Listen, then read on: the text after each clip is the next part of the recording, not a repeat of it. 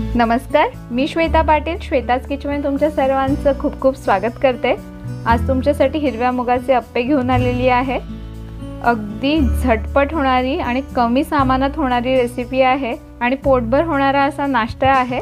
Generally घरामध्ये हिरवे मूग म्हटले की कोणी खात नाही, कोणाला आवडत नाहीत, पण अशा पद्धतीने जर तुम्ही अप्पे केलेत तर सगळेजण अगदी आवडीने खातील।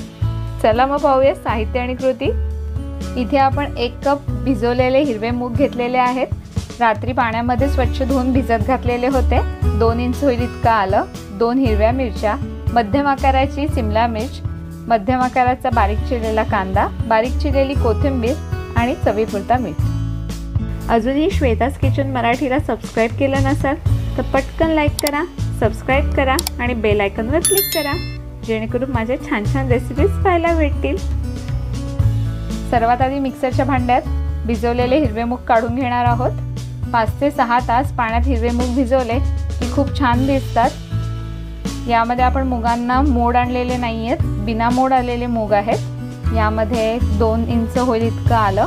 जर तुमच्याकडे आल्याची पेस्ट असेल तर तुम्ही 1 ते 1.5 चमचे आल्याची पेस्टही घालू शकता। 2 हिरव्या मिरच्या, इथे तुम्ही तुमच्या आवडीप्रमाणे तिखटही ॲड करू शकता, चवीपुरता मीठ आणि आता याची बारीक अशी मिक्सरमध्ये पेस्ट करून घेणार आहोत। इडलीचं पीठ ज्याप्रमाणे आपण बारीक करतो अगदी त्याचप्रमाणे हेही मूग आपण बारीक करून घेणार आहोत। हिरवे मूग मिक्सरमध्ये बारीक करून झालेत। आता आपण एका भांड्यात काढून घेणार आहोत।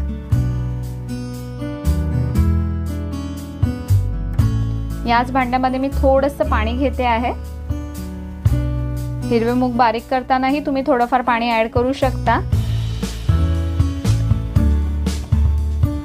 यामध्ये बारीक चिरलेली कोथिंबीर,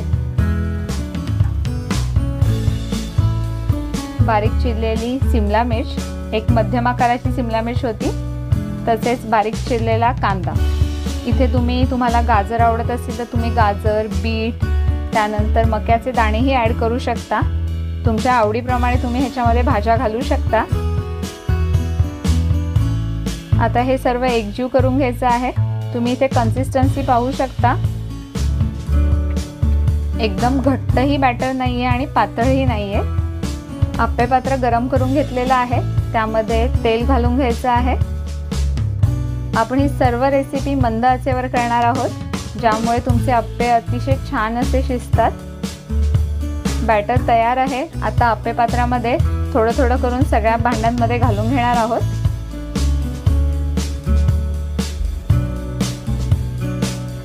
सर्व भांड्यामध्ये बॅटर टाकून झालं की त्यावरती 2 ते 3 मिनिटांसाठी झाकण ठेवून घेणार आहोत।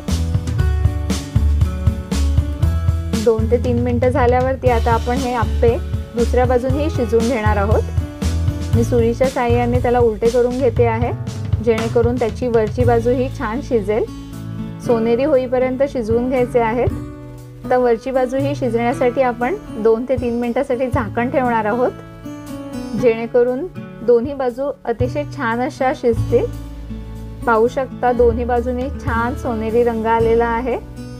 अतिशय पौष्टिक अशी रेसिपी होते आणि पोटभर होते। जनरली हिरवे मूग म्हटले की सगळेच नाकं मुरडतात, पण अशा पद्धतीने जर तुम्ही अप्पे बनवलेत तर लहानांपासून मोठ्यापर्यंत सगळ्यांना हे अप्पे आवडतात। तुम्ही पाहू शकता दोन्ही बाजूने अतिशय छान असा सोनेरी रंग आलेला आहे आणि हे अप्पे खाण्यासाठी अगदीच तयार झालेले आहेत। हे गरम गरम अप्पे तुम्ही चटणी सोबत किंवा सॉस सोबत खाऊ शकता, खूपच छान होतात। नक्की करून पहा। आतूनही खूप छान असे शिजलेले आहेत, पाहू शकता तुम्ही। कशी वाटली आजची रेसिपी नक्की कमेंट करून सांगा।